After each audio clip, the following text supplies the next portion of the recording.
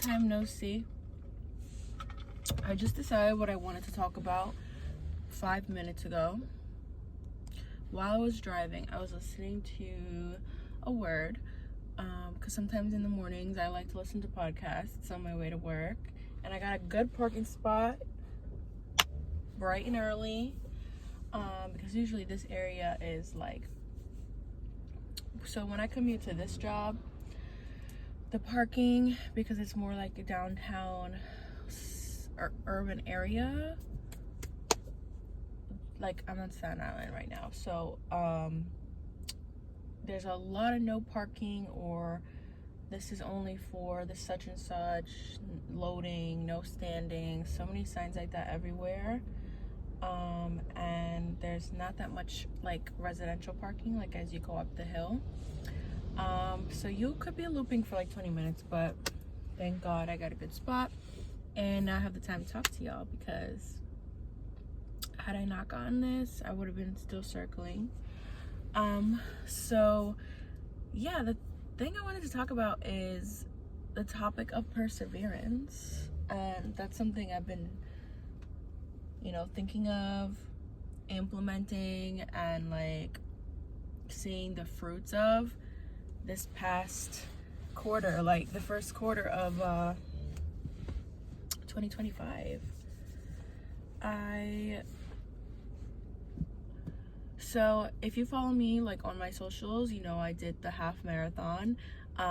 Really awesome. I actually made a PR on my first mile. I did it so fast compared to any other time, and I think it was just the energy of everyone. Like I took off.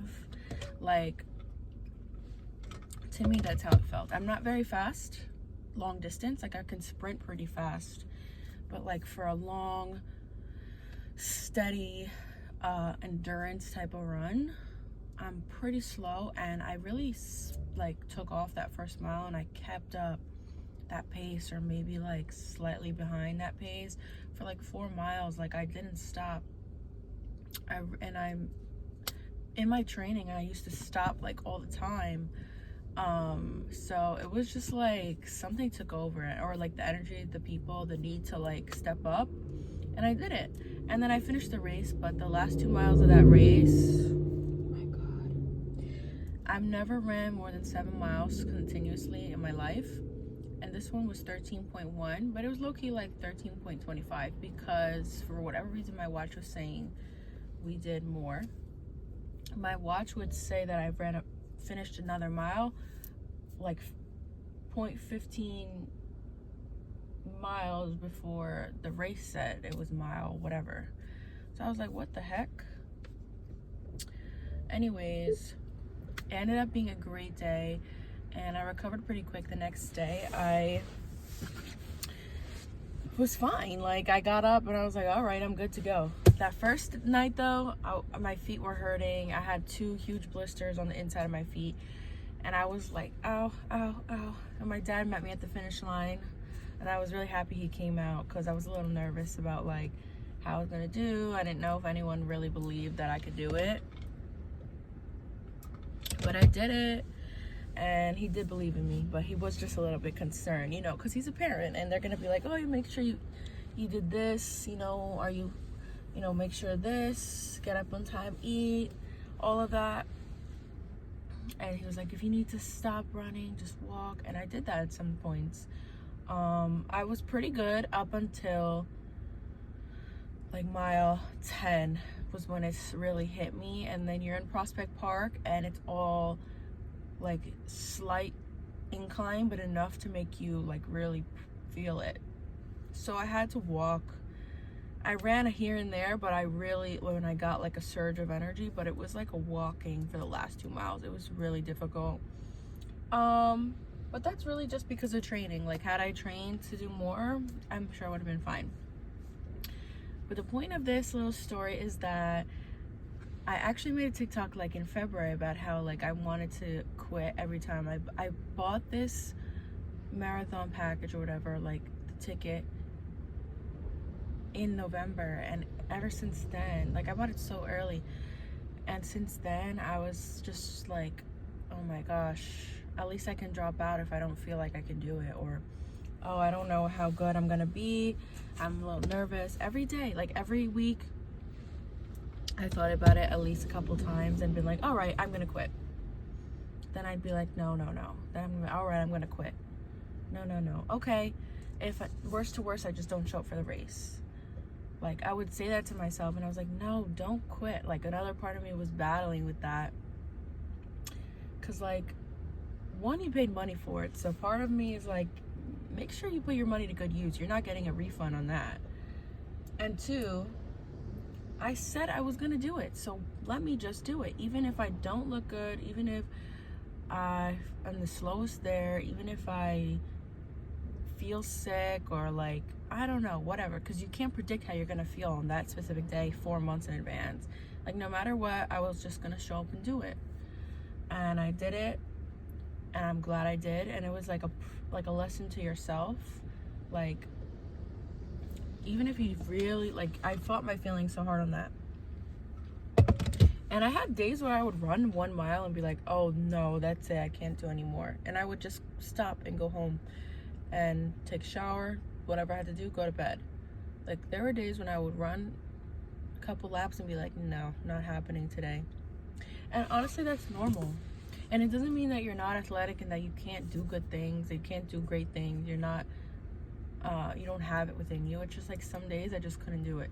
And instead of saying, okay, I'm gonna quit because I couldn't do this 2 laps this one day, I just took it easy on myself. Like, I gave myself grace, and I said, we're gonna come back the next day.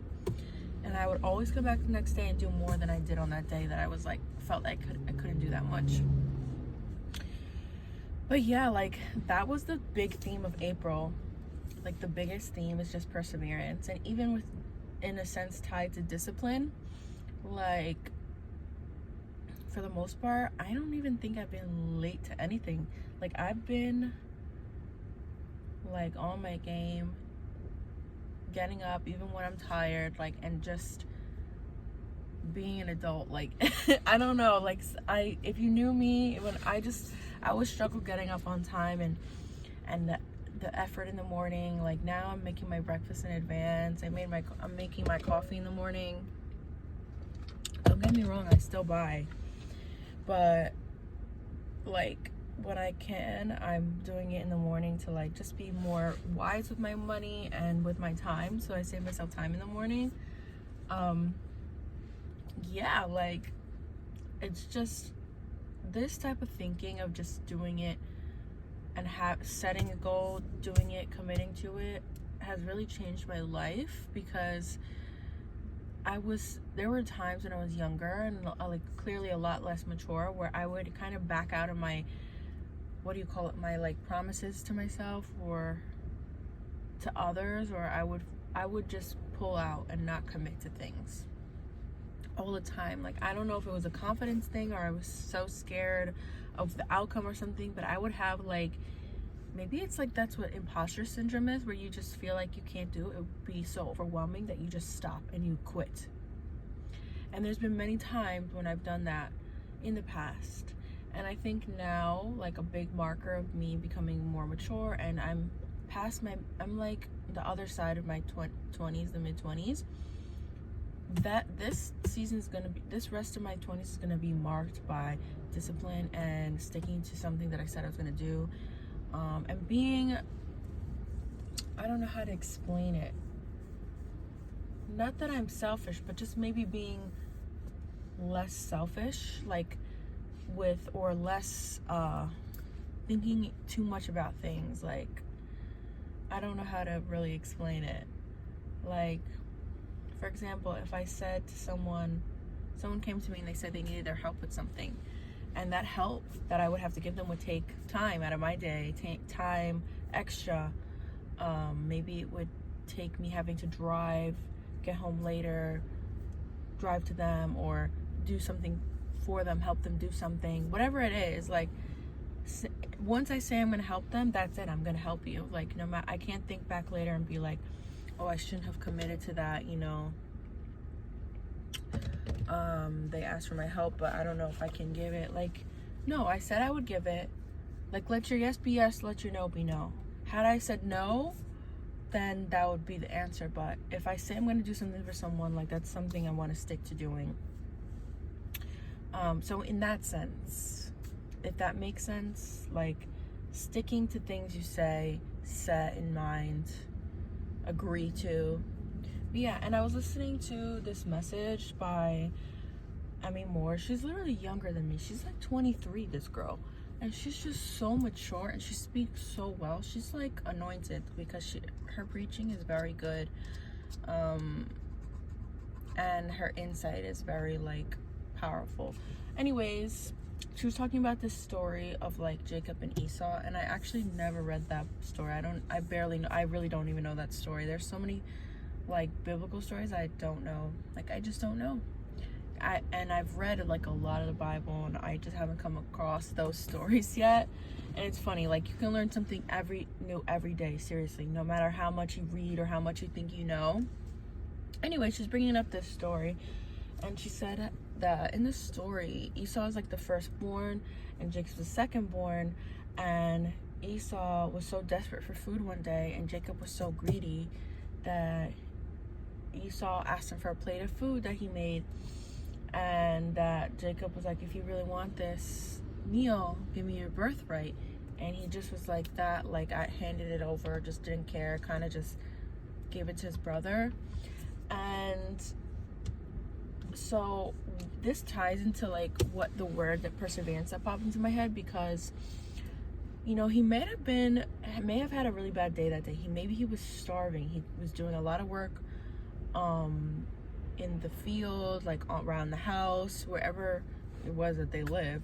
Maybe he was, like, really, like, something had happened that day. Maybe he had a talk with a family member, or he felt like not good enough to be, like, the heir to everything, to inherit the whole wealth of the house when his parents would die, when his father would die, to take care of the entire property, to take care of all his family members, including Jacob. Like, maybe he felt like he couldn't do it, and he just handed it over, like, for a bowl of soup. And it's like he let that little comfort, because he was just, however he felt that day, he must have been super hungry, to be like, I need that soup right now, I'll give anything for it. So he let the comfort of that small little gain ruin, like, his future. And I think, had he persevered, had he seen, or just said to himself, like, no, I will find a way to, you know, feed myself, or I'll just go without, but I'm not for the day. But I'm not gonna give up something so special to me that was given to me, because I have faith that it's gonna be for a reason, that this is my life path, this is meant for me. I was quite literally born into this. Had he said that to himself, had he had more confidence, or even if he had no confidence, but he had faith that God was gonna use him somehow, or that this was meant for him, to be like the heir, the firstborn who gets everything, but also the responsibility of everything, I don't think he would have taken that bowl of soup. But the point is, it's like, I could relate this to someone coming up to me and saying, hey, they sold out tickets to the race, like, a couple days before, in the middle of me, you know, questioning if I could do it. And they said, hey, I'll take that ticket right off your hands, you know, because I know you feel a certain way about it. Give it to me, I'll take it, and I'll give you the money for it, or something. Had I felt like I wasn't good enough to do this, or if I didn't feel a sense of, like, commitment to my goals, or, like, integrity that I said I was gonna do and I'm gonna just still do it, maybe I would sell my ticket to that person and be like, here, take it, you take my slot, take my number, and just change the name on the race ID. You know, like, I think about it like that, and it's like just an interesting thing to think about, whether you're religious or not, honestly, because it comes down to your integrity, your self-perception, like, you having strong character. And I think that story with, like, Jacob and Esau is a good show of that. So whatever it is, like, you're setting your mind to, once you've made that decision, just do it. Even if you're fighting like literal demons every day, regretting your choice, like, trust me, it'll pay off. You'll feel so proud of yourself. You'll feel like you can do anything, because you quite literally can. If you could do something that you battled with every day, saying that you couldn't do it, and you did it, what can't you do? Where can't you go? What spaces can't you be in? There's no space that, or there's no place in life that you can't possibly reach with that mindset. And I think this is how people go on to be presidents and go on to be like big time CEOs and millionaires and all that. Like, of course there's more to it, but they've just done things that they, you know, regardless, they did it. And then you just keep doing, and you keep doing, and you keep moving up, and you just become someone you never even, you would think isn't even you. If you were to go back into the past and have that you from like when you were 17 look at you at 27 or 37 and be like, who is that?